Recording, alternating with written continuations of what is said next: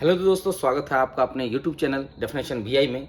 तो आपके लिए मैं फिर से लेके आया हूँ 100 एमसीक्यू क्वेश्चन मैथ का। इससे पहले 3 सेशन का हो चुका है, ये आपका चौथा सेशन है जिसमें मैंने 30 क्वेश्चन को कंप्लीट कर दिया है। इस तरह से मुझे टारगेट करना है 100 क्वेश्चन के लिए, और ये सारे वीडियो आपको हमारे प्ले लिस्ट में मिल जाएगा। ठीक है, तो चलते हैं क्वेश्चन की तरफ। पहला क्वेश्चन है हमारा, द्विघात समीकरण इतना के विवेचक का मान क्या होगा। तो द्विघात समीकरण यहाँ देख सकते हैं दोस्तों, विवेचक का मान पूछा है। विवेचक को शॉर्ट में बोलते हैं डी, और डी निकालने का जो सूत्र होता है वो होता है बी स्क्वायर माइनस 4ac। इतना तो सूत्र याद करना पड़ेगा आपको। तो डी का वैल्यू क्या हो गया, बी स्क्वायर माइनस 4ac। तो यहाँ आप देख सकते हैं कि बी का वैल्यू कैसे लिखें यहाँ से। तो यहाँ से थोड़ा सा मुश्किल लग रहा होगा आप लोगों को, मगर इसका अगर मैं जैसे ही सामान्य रूप लिख देता हूँ ax square plus B X plus C, ये द्विघात समीकरण का सामान्य रूप है। ठीक है, तो यहाँ से आप आसानी से आप कह पाएंगे जो b का जो वैल्यू आ रहा है वो क्या हो जाएगा, -2 हो जाएगा। ठीक है, स्क्वायर है तो स्क्वायर माइनस 4 इंटू ए का जो वैल्यू हो जाएगा वो कितना हो जाएगा, 3 हो जाएगा, इंटू और c का जो वैल्यू हो जाएगा वो आप लोग खुद कह सकते हैं कि 1/3 होगा। इस तरह से 3 कैंसिल हो गया, -2 का स्क्वायर हो जाएगा 4, 4 माइनस 4 हो जाएगा आपका 0। इस तरह से डी का जो यानी विवेचक का जो वैल्यू है वो 0 है। ऑप्शन चेक करेंगे तो ऑप्शन नंबर ए आपका राइट आंसर है। तो चलिए चलते हैं नेक्स्ट क्वेश्चन की तरफ। नेक्स्ट क्वेश्चन है आपका, बहुपद इतना दिया हुआ है और इसका मूलों का गुणनफल निकालना है। ठीक है, ये बहुपद है, इसका मूलों का गुणनफल निकालना है। तो मूलों का गुणनफल का जो सूत्र होता है c/a। ये सूत्र को एकदम ध्यान से याद कर लीजिए। जबकि अगर आपको गुणनफल बोला जाएगा तो सूत्र देंगे c/a। यदि योगफल बता दिया गया तो उसका सूत्र हो जाएगा -b/a। यदि आपसे क्वेश्चन में पूछा गया योगफल क्या होता है तो -b/a। तो आप दोनों क्वेश्चन पे ध्यान रखेंगे तो दोनों क्वेश्चन आप आसानी से बना सकते हैं इस कॉन्सेप्ट को जान करके। जो गुणनफल निकालने के लिए दिया गया तो गुणनफल का जो सूत्र हो जाएगा वो हो जाएगा c/a। तो अगर आप इसका भी सामान्य रूप लिख लें तो आसानी से आप इसका आंसर बता सकते हैं। तो यहाँ पर इसका सामान्य रूप देखा जाए तो ax square plus B X plus C. तो आप ही बताइए c का वैल्यू क्या है। c का वैल्यू 1 हो जाएगा। ठीक है, a का वैल्यू 4 हो जाएगा। क्लियर है।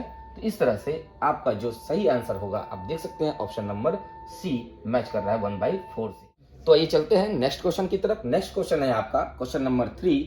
यहाँ पे लिखा हुआ है tan 60 डिग्री का मान क्या होगा। tan 60 डिग्री का मान अगर आपको जानना है तो NCERT बुक के चार्ट में भी आप देख सकते हैं। आसानी से वहां पे tan 60 का वैल्यू वहां से देख करके बता सकते हैं, लिख सकते हैं, याद कर सकते हैं। ठीक है, तो अभी तत्काल के लिए मैं आपको बता देता हूं tan 60 डिग्री का जो वैल्यू होगा वो सही आंसर होगा √3। मैं बहुत जल्द उस चार्ट का ट्रिक भी बता दूंगा जिस ट्रिक के माध्यम से आप sine, tan, cos, cot, cosec और सेक सभी त्रिकोणमितीय अनुपात को जान पाएंगे। तो चलिए चलते हैं नेक्स्ट क्वेश्चन की तरफ। नेक्स्ट क्वेश्चन में है क्वेश्चन नंबर 4 और इसमें लिखा हुआ है यदि वर्ग का विकर्ण 16√2 सेंटीमीटर है तो वर्ग की भुजा की लंबाई क्या होगी। तो इसके लिए दोस्तों आपको याद रखना पड़ेगा वर्ग का विकर्ण का सूत्र। वर्ग का विकर्ण क्या होता है, 16√2 सेंटीमीटर होता है। जबकि वर्ग का विकर्ण का सूत्र आपको याद रखना पड़ेगा। अगर याद है तो बहुत बढ़िया बात है। ठीक है, तो चलिए इस वर्ग का विकर्ण का सूत्र को लिखते हैं। वर्ग का विकर्ण का सूत्र है √2 इंटू भुजा। क्या सूत्र है, √2 इंटू भुजा। यहाँ पे हो जाएगा 16√2, √2 यहाँ से कैंसिल करेंगे। आपसे निकालने के लिए कहा गया है भुजा की लंबाई। तो भुजा की लंबाई जो है वो है 16 सेंटीमीटर। अब ऑप्शन नंबर बी सही आंसर है। तो चलिए चलते हैं नेक्स्ट क्वेश्चन की तरफ। और यहाँ दिया हुआ है 9 sec square minus 9 tan square theta का मान क्या होगा, यानी ये वैल्यू किसके बराबर है। तो इसको थोड़ा सा कैलकुलेशन करना पड़ेगा और आसानी से आप ये जान जाएंगे। 9 sec square theta minus 9 tan square theta का वैल्यू आपसे पूछा जा रहा है। तो अब यहाँ एक बात ध्यान दें कि यहाँ भी 9 है, यहाँ भी 9 है, तो आप 9 कॉमन ले लें। तो यहाँ आपके पास हो जाएगा sec square theta minus tan square theta. और आपको अच्छी तरह पता है कि sec square theta minus tan square theta का वैल्यू होता है 1। अगर ना पता हो तो इसको याद कर लीजिए अभी तुरंत, ताकि एग्जाम की दृष्टि से मोस्ट इंपॉर्टेंट लाइन है। 9 इंटू इसका वैल्यू हो जाएगा 1 और 9 इंटू 1 हो जाएगा आपके पास 9। तो ऑप्शन नंबर आपका हो जाएगा बी राइट आंसर। ठीक है, तो चलिए चलते हैं नेक्स्ट क्वेश्चन की तरफ। नेक्स्ट क्वेश्चन है आपका 44 सेंटीमीटर परिधि वाले वृत्त की त्रिज्या होगी। तो इतना परिधि दिया हुआ है वृत्त का और वृत्त का पूछ रहा है आपसे त्रिज्या।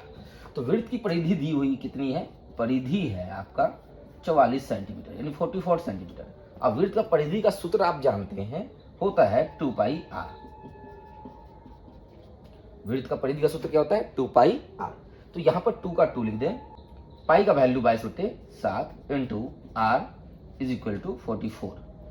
तो यहाँ पे आर का वैल्यू निकालना है, आर मतलब त्रिज्या, त्रिज्या ही आपसे पूछा गया है। तो त्रिज्या का वैल्यू निकालने के लिए आप क्या करें, 22 एकम 22, 22 दूना 44, 2 और ये 2 कैंसिल हो जाएगा, ये डिवाइड में है, उधर जाएगा तो मल्टीप्लाई, यानी R is equal to 7 × 1 = 7 centimetre, यानी कि त्रिज्या जो हो जाएगा वो 7 सेंटीमीटर होगा।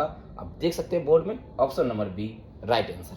तो आइए चलते हैं नेक्स्ट क्वेश्चन की तरफ। नेक्स्ट क्वेश्चन है आपका क्वेश्चन नंबर 7। यहां दिया हुआ है दो समरूप त्रिभुज की भुजाओं का अनुपात 4:9 है, तो इन त्रिभुजों के क्षेत्रफल का अनुपात क्या होगा। तो किसी भी दो समरूप त्रिभुज, अगर दोनों त्रिभुज समरूप है तो इनके क्षेत्रफलों का जो अनुपात होगा ना, फर्स्ट वाला का क्षेत्रफल सेकंड वाला का क्षेत्रफल का जो अनुपात होगा, इनके संगत भुजाओं के अनुपात के वर्ग के बराबर होगा। ये सेंटेंस आप याद कर लें, क्योंकि ये आपका त्रिभुज चैप्टर का थ्योरम से जुड़ा हुआ है। तो एक बार फिर से मेरे साथ दोहरा लें कि किसी भी समरूप त्रिभुज, अगर कोई त्रिभुज समरूप है, दो त्रिभुज, तो उसके क्षेत्रफल का जो अनुपात होगा, रेशियो होगा, इन्हीं त्रिभुज के संगत भुजा के अनुपात के वर्ग के बराबर होगा। जबकि संगत भुजा का अनुपात आपको दिया हुआ है 4:9, तो इसी के वर्ग के क्या होगा, बराबर होगा इन्हीं के क्षेत्रफल का अनुपात। तो क्षेत्रफल का अनुपात आपसे पूछा जा रहा है, तो आपका भुजा का अनुपात मैंने यहाँ लिख दिया है, उसका स्क्वायर यहाँ पे थ्योरम से हो गया है। 4 का स्क्वायर हो जाएगा 16 और 9 का स्क्वायर हो जाएगा 81। इस तरह से 16 रेशियो यानी 16 अनुपात 81 आपका सही आंसर होगा। तो ऑप्शन नंबर सी आपका सही आंसर है। तो चलिए चलते हैं नेक्स्ट क्वेश्चन की तरफ। क्वेश्चन नंबर है 8। यहाँ पर दिया गया है पाई 1 है। तो पाई 1 जो है वो परिमेय संख्या है कि अपरिमेय संख्या है कि प्राकृतिक संख्या है, या इनमें से कोई नहीं, ऑप्शन को चुनना है। पाई के बारे में आप लोग जहां तक कि यूज करते हैं, पाई इज टू होता है 22/7, ठीक है। मगर आप बोलेंगे कि 22/7 तो परिमेय संख्या की तरह है, क्योंकि 22/7 का जो रूप है वो p/q की तरह है। p/q के रूप की तरह अगर कोई संख्या होती है तो उसे आप बोलते हैं परिमेय संख्या।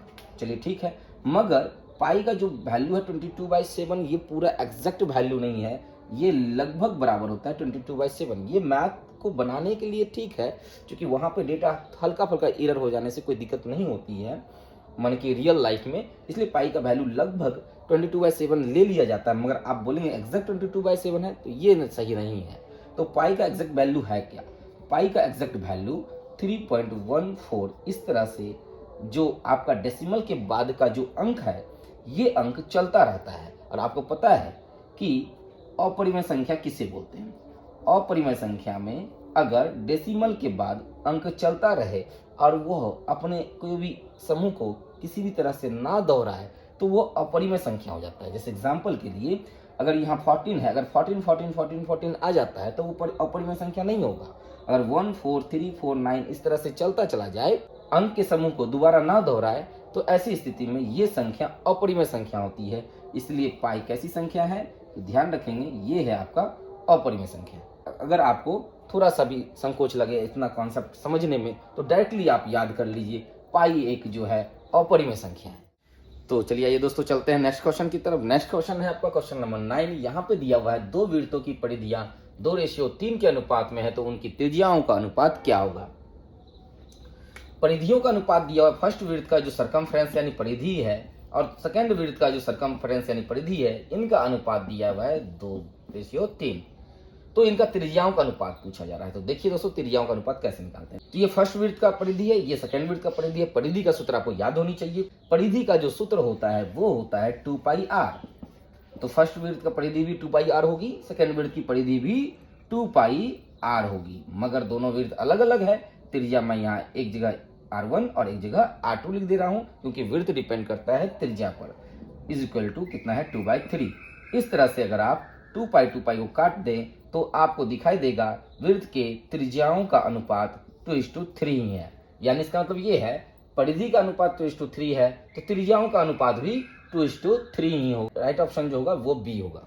तो चलिए चलते हैं नेक्स्ट क्वेश्चन 10 की तरफ। यहाँ पे आपको दिया गया है एक द्विघात समीकरण और इसके मूल के बारे में पूछा जा रहा है। तो द्विघात समीकरण में यहाँ जो वेरिएबल है वो एक्स स्क्वायर है और यहाँ पे आपको निकालना है एक्स का वैल्यू। तो एक्स का वैल्यू अगर आपको निकालना है तो आप यहाँ देख सकते हैं कि इसको माइनस जो वाला पार्ट है इसको उस पार भेज दीजिए, यानी A square P square X square is equal to हो जाएगा ओनली फॉर क्यू स्क्वायर। ये माइनस वाला पार्ट उधर जाकर के प्लस हो गया, क्लियर है। तो हमको निकालना है यहाँ से एक्स का वैल्यू। तो यहाँ एक्स स्क्वायर है और इधर मल्टीप्लाई है ए स्क्वायर पी स्क्वायर, इस दोनों को अगर इस पार भेजा जाए तो डिवाइड में जाएगा, क्योंकि ये इधर क्या है मल्टीप्लाई में है। तो Q square by divide by A square P square, clear है दोस्तों। स्क्वायर है यहाँ पे तो ये इक्वल के उस पार जाएगा, तो यहाँ पे हो जाएगा plus minus root under Q square divide by A square P square. इस तरह से x is equal to plus minus यहाँ पे क्यू स्क्वायर का रूट हो जाएगा q, ए स्क्वायर का रूट हो जाएगा a और पी स्क्वायर का रूट हो जाएगा ओनली फॉर p। इस तरह से आप ऑप्शन चेक कीजिए कि जो आपका मूल है यानी x का जो वैल्यू है वो क्या है। तो ऑप्शन नंबर डी आप देख सकते हैं, plus minus Q by A P आपका राइट आंसर है, ऑप्शन नंबर डी। उम्मीद करते हैं आपको सभी ये MCQ 10 का 10 MCQ अच्छी तरह से समझ आया होगा। पिछला MCQ जो 3 वीडियो में मैंने बना के दिया है वो आपको इस वीडियो के लिंक डिस्क्रिप्शन में मिल जाएगा। तो इसी तरह के वीडियो पाने के लिए हमारे चैनल को लाइक एंड सब्सक्राइब कीजिए।